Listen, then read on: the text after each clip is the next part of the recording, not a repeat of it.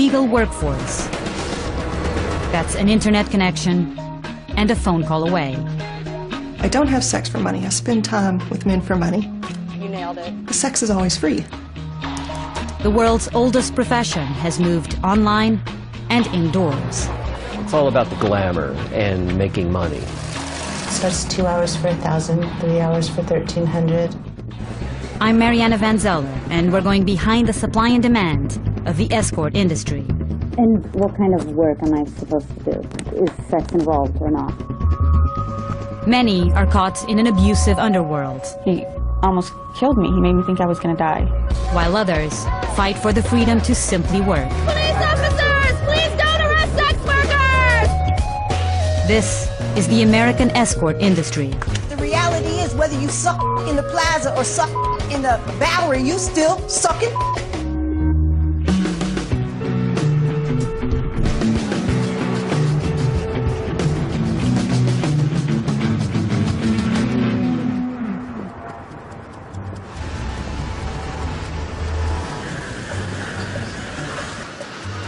The Las Vegas airport.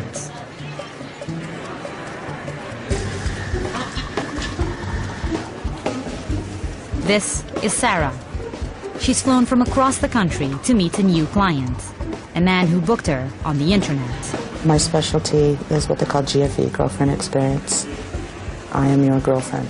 I'm your lover. I'm your girlfriend. I'm really, really good at it. Sarah won't show us her face because some of what she does is illegal. She works as an escort, part of a booming underground workforce. We've come here to learn how the escort industry operates.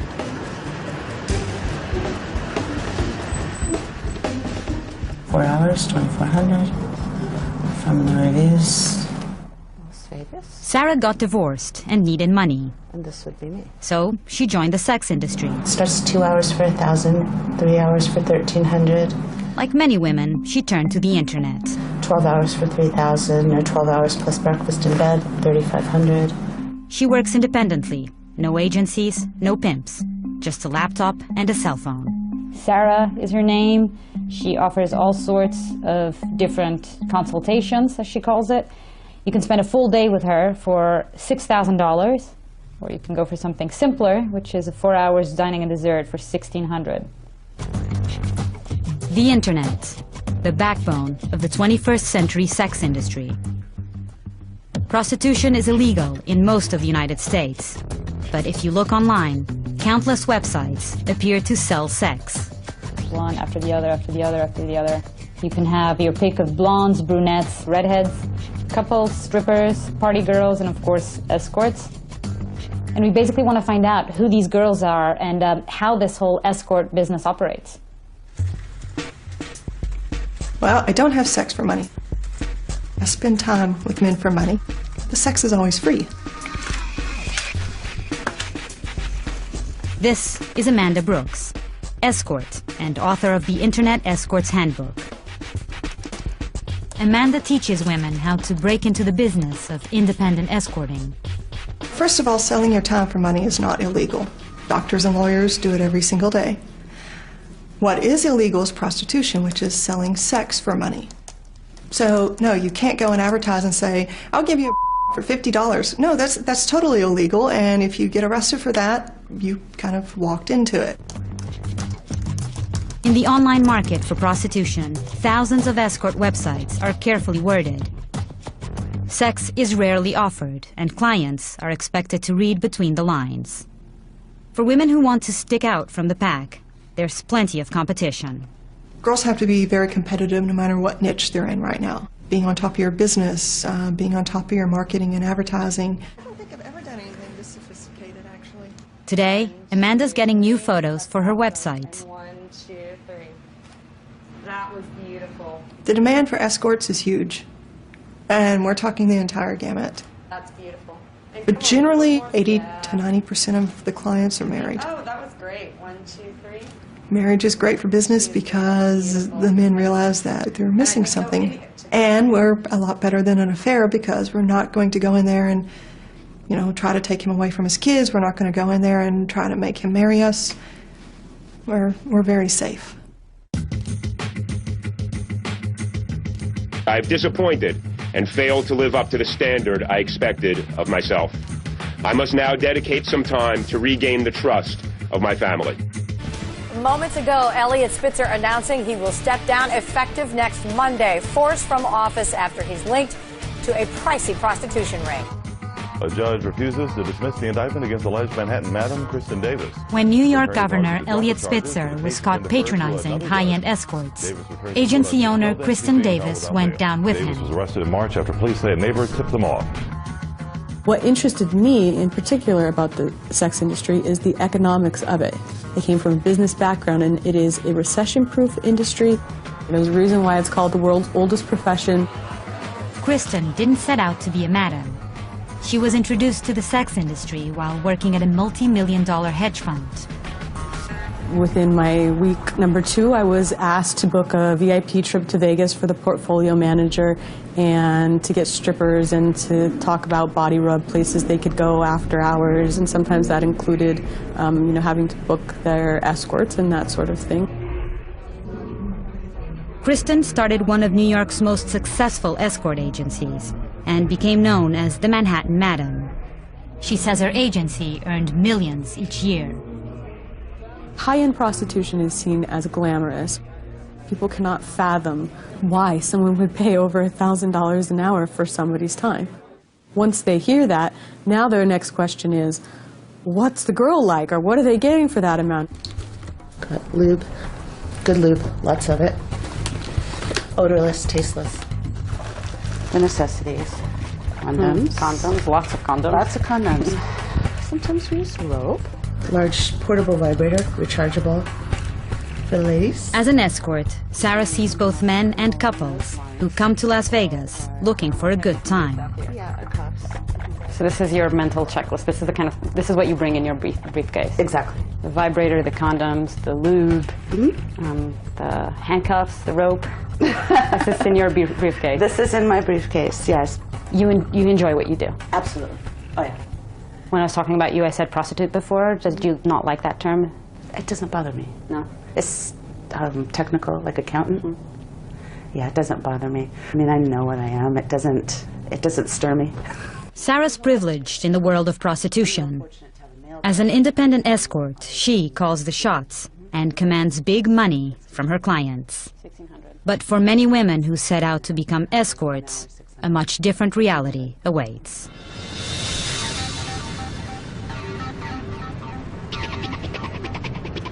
The escort industry thrives in cities throughout the United States, but Las Vegas is ground zero. Married men, bachelor parties, couples looking for adventure. Tourists from around the world come here looking for pleasure. Although prostitution is illegal here, there's a thriving black market. Thank you. So I just walked 2 blocks down the strip, and this is the amount of cards and flyers that I got. I have over 50 here, and it's everything from, Las Vegas girls, full service, fully nude, direct to your room. I mean, it's crazy to think that this is actually, prostitution is actually illegal here. I like the $69 special. Escort agencies send girls to hotel rooms for private lap dances. As long as they don't advertise prostitution, they're protected by free speech laws. An escort agency is legal as long as no sex is involved. The problem is that there's really not any business unless there's at least the implication or the fantasy that sex will be involved. Agencies like these are a cottage industry, booking escorts in and out of hotel rooms for quick turnarounds. The high-end agencies set an unrealistic expectation for everyone, because you look at the sex industry as being glamorous and all of this money and cars and boats and parties and this glamorous lifestyle, and it's by and large, 2% probably of the overall industry. I wonder what people think escort companies look like. Detective Chris Boffman investigates pimps for the Las Vegas Police Department's Vice Squad.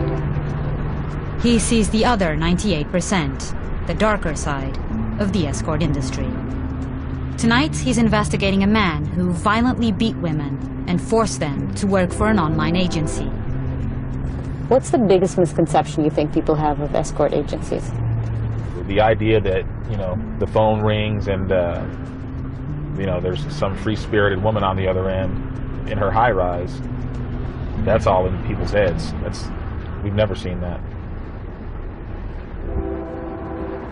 We're just a few blocks from the Las Vegas Strip. Chris and his partner, Al Baez, are doing surveillance. Just below is a building with blacked-out windows and security cameras along the perimeter. It's home to 24 escort agency call centers. So you're just trying to sort of gather information here on this case that you're working on right now. So this is a really good spot for us to sit back with the binoculars, pick up license plates, see if there are any familiar faces that we notice that are hanging around these escort services. And it's interesting because you see cars constantly stopping in front of the doors and going by, right? Yep, that's what you'll see. And girls going in and out. When you look a little closer, you'll start seeing the pimps too. There's a female walking in now. Yep, going in. Pimps are little-known parts of the escort underworld. Some hang outside this building and try to recruit women. For the majority of women who work as escorts, this is the reality. Calls from one hotel room after another. At the end of the night, they return here to drop off a cut of the money. And this is what many people call high-end prostitution. That's your high-end escort going into a shady little call center to go drop off her service fee. Good-looking girls. We're about to go inside the escort underworld to find out how it all works.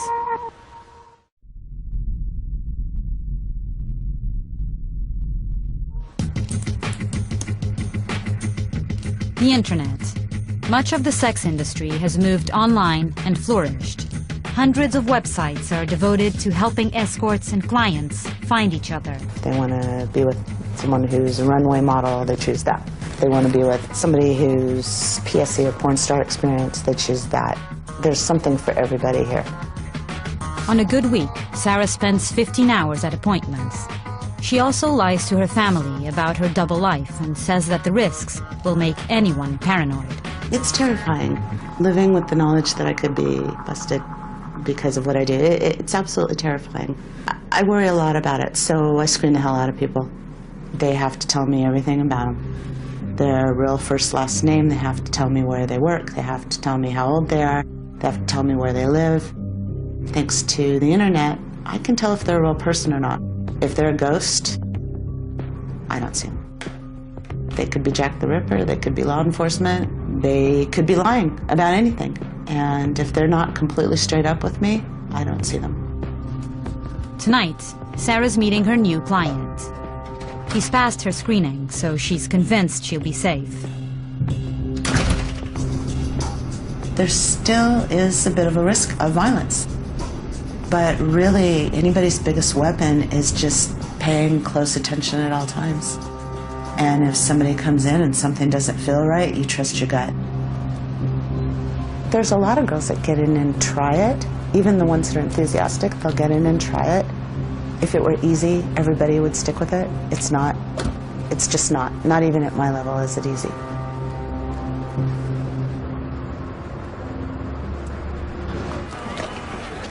Every weekend, hundreds of escorts work the hotels and casinos on the Las Vegas Strip. The night is just getting started. Former escort Annie Lobert is about to begin a night of outreach. I was the top call girl at the escort services that I worked. I considered myself a high-class prostitute, but I never said the word prostitute. High-class call girl is what I said. People think that sex work is so glamorous and that girls love it, but it's a lie. Once you have that first rape, the first beat down, I've had clients try to kill me and leave me for dead in the room. Annie worked as an escort for 16 years.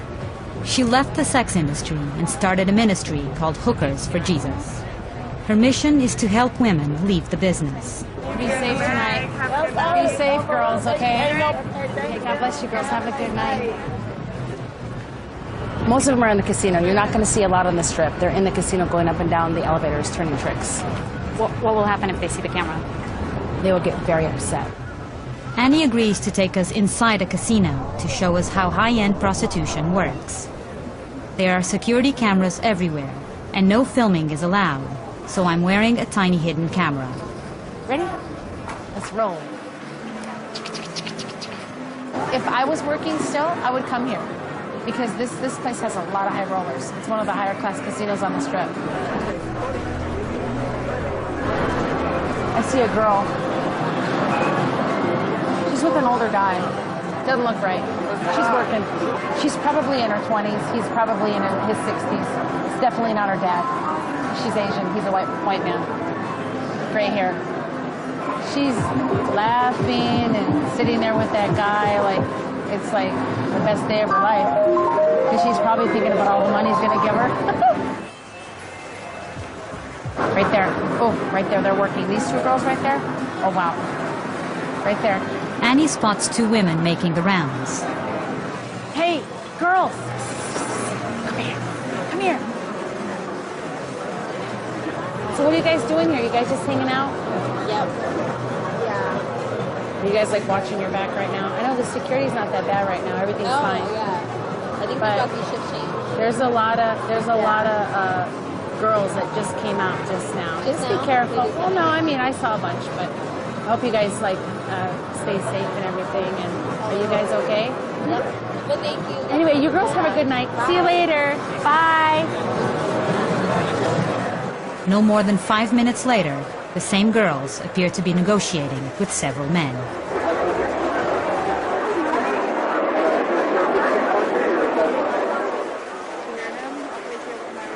One man offers $600, but they don't seem to come to an agreement. Soon after, the girls move on.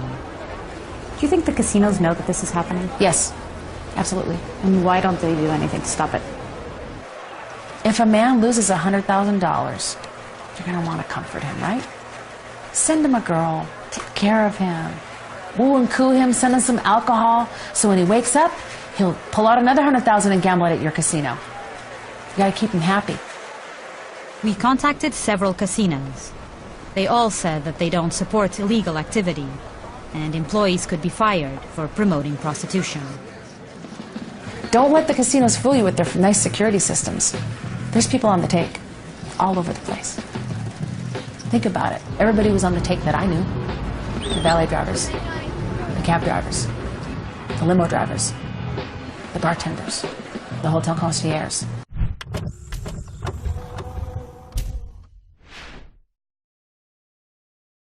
The host, casino host. You name it, pimp it. Pimps are all around us. What's it like to go on a call for one of these agencies? They sell you. They sell you like a piece of meat. You know, they just don't say it in those exact words. Miss America? Yeah. This woman worked as an escort until very recently. She's a single mother, so she's asked us not to show her face on camera. Is that okay? Yes. The agency she worked for was in the same building I visited. If I went in there and I said, look, I'm interested in the escort service, I want to sign up, I want to work for you guys, but I don't want to have sex. They just might not ever call you. I mean, if they go as far as hiring you, they just won't call you. They would just never call me. Yeah. Nobody's going to pay thousands of dollars for a striptease to see a boob or something. So how many calls were you getting a day? I'd say about like 15 calls. I worked until 5 a.m. I was running crazy up and down the strip to all these casinos. Like I started working that much when I met my guy. Pimp, you mean? Yeah. He knew the owner of the escort agency that was part of his sweet talk.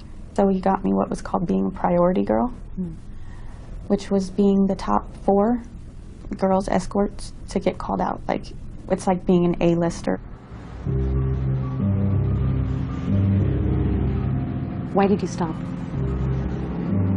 It became physical, and he was abusive. You were a pimp? Mm-hmm. He almost killed me. He made me think I was going to die. Like, he grabbed me by my neck and dragged me all the way across the room and slammed me on the ground and just kept kicking me. And why? Because I said no. Because he wanted me to go somewhere and I didn't want to go. How many girls do you know that don't have a pimp and are in the escort service? I only met like 2 the whole time. Out of dozens that you met? Oh yeah, hundreds of girls.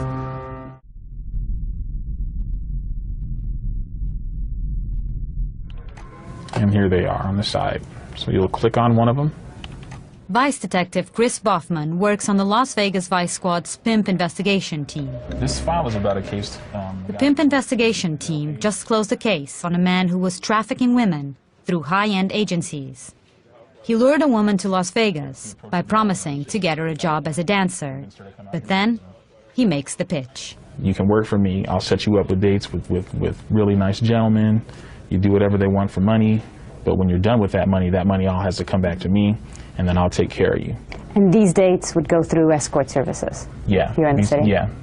This is the 911 call. Hello, 911? You're fine. Here, I'll help you leave. I'm not touching you. Come here, listen. Listen. I'm not. Please don't. I'll come and kill you, okay? Okay, I'm moving. Goddamn. I'm not doing nothing to you. Where are you at, ma'am? Hello? Oh, wow. Hello? What happened? What happened after this? After this, she managed to fight her way out of the apartment and get down the stairs all the way to security. It was through this 911 call that you came about this case? That's how we got the case. Yeah, that's how we came on to learn about the individual that we were. So these are all photos that were posted on actual on escort sites, exactly. but they were actually all working for him. The money was going to him. Money goes back to him, 100%. So why are the girls doing it? Well, I don't understand. You just heard the 911 tape, right? Why would someone do it? If he threatened to cut up this girl's face and she wasn't even working for him, imagine what he's doing to some of the other women. Do the escort services themselves know that there are pimps behind these girls? In my experience, they do. They know who the girls' pimps are. They'll say that we don't know anything about that. We make them sign a contract saying that they can't have sex when they go on their dates, but they know exactly what's happening.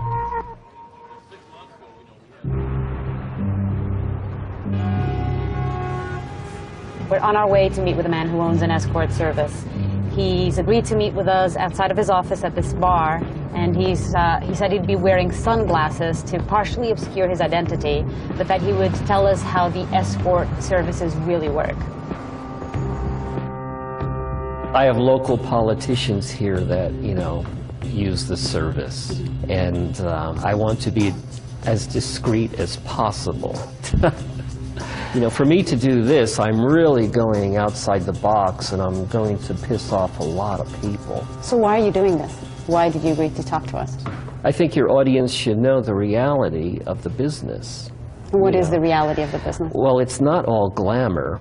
Is it a profitable business? Oh, very profitable. Modern technology has really increased my business. When somebody wants to see pictures, I can do a little sideshow. Well, this is what we have on the menu tonight. She's beautiful. Yes, some are really beautiful, and some are not so beautiful. But the customer can pick, and these are real pictures. She's very popular. Men have these instinctual drives, base instincts, and they have to be satisfied, okay? So basically what you're saying is that this is prostitution. There may be things that go on that's none of our business, wink, wink, but the girls sign a contract, and we do not solicit prostitution, period. I cannot emphasize that enough. A lot of people have told us that the vast majority of these girls are actually working for pimps through these escort agencies like yours. Okay, that's very true, and I just cannot stand that part of the business. A lot of girls come to work with black eyes, for instance. Because they've been beaten by their pimps? Well, that's the assumption, Getting beaten up is very common. There's a lot of drama in the business, but the unfortunate fact is that they all have men. and I need to make money. So what am I going to do? I need girls. Look at me as a broker of commodities, and the females are a commodity. I'm doing a service, not only for men that have these desires for entertainment, but for the girls.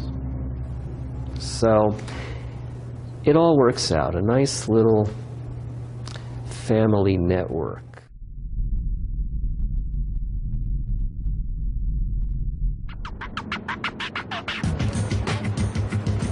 Las Vegas. Prostitution is the city's biggest open secret. Escort services cater to tourists looking for sex and companions. And they have an underground army of promoters to help bring in clients. We hear that a lot of the escort services rely on taxi drivers to bring them customers, clients. So today, our producer, Darren, here, is going to be geared up with a hidden camera, and he's going to try and talk to some of these taxi drivers and, you know, see how it all works.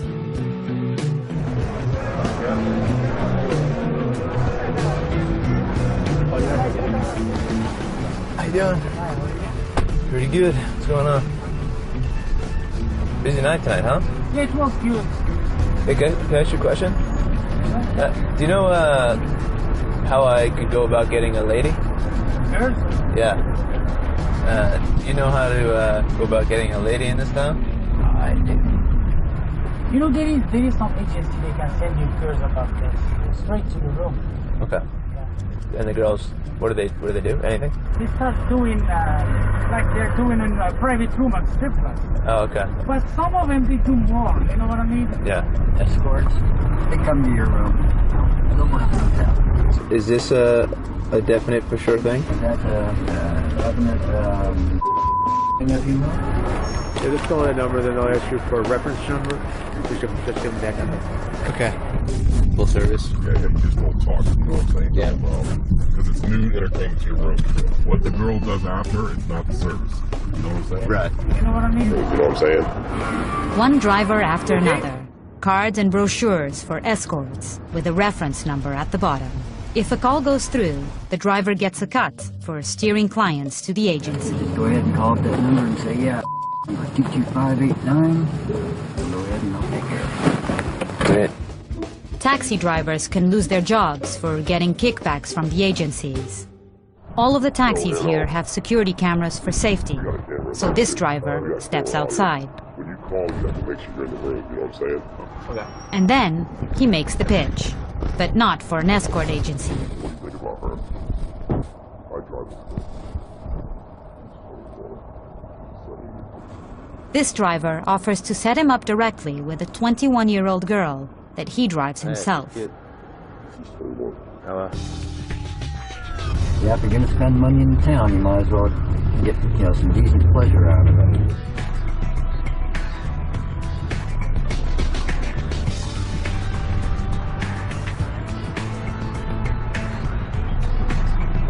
In Las Vegas, an entire underground economy profits from the illegal sex industry. But those who have sex for money are considered a criminal class, and they take on the most risk. Sex work in all of its glorious forms will never go away. I hope it never goes away because I'd be out of a job. This is Jenny, graduate student and sex worker.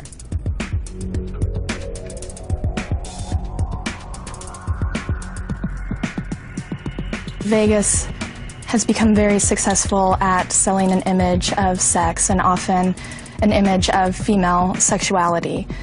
Corporations make a lot of money off of these images. Unfortunately, workers in the sex industry are not afforded the same rights as others in the service industry. In fact, we're arresting them and spending millions of taxpayer dollars on arresting them and throwing them in prison. Jenny heads the Las Vegas Sex Workers Outreach Project, fighting for the rights of prostitutes who work illegally in the city. I accept the reality that there are young people, old people, of all genders, of all sexual orientations forced into the sex industry. I don't think that it means we need to criminalize people in the sex industry. Hey ho, can't say no! Hey ho, can't say no! This is the Vegas Slut Walk. Hundreds of activists have gathered on the Strip to protest sexual violence. The provocative clothing is part of the message. Be nice to sex workers! For countless illegal sex workers, rape and sexual violence are common. If a woman is raped, she's asked if she's a whore. If a whore is raped, she's asked, what did you expect? As if selling erotic services somehow meant that she couldn't actually be raped. People in the sex industry who are working illegally are not able to go to law enforcement when they need help. For instance, if a customer becomes violent, they can't go to law enforcement and ask for protection. Hillside police officers, please don't arrest sex workers! Thank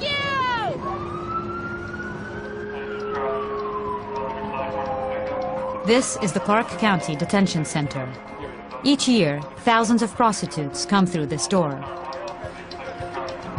It's just past midnight. We're here at the jail, and they just brought in this woman who is a suspected prostitute. They're checking her for any weapons or drugs, and they say that this is when this place starts getting busy. By the end of the night, if there are double squads working, or depending on how many detectives there are out working streets or enforcement, by 3, 4 in the morning, this whole back row could be full. Vice detectives routinely arrest prostitutes in undercover stings in hotels and casinos. But the escort services are more difficult to target. The problem with the escort services are, one, how do we prove that these guys know that this is going on? Because they'll tell them, oh, you're not allowed to have sex. And they will hide behind their little flyers and their waivers and the fact that they're that they have a general business license in the city. But they know what's going on. They all know. Not just in Vegas, but you name the city, they know.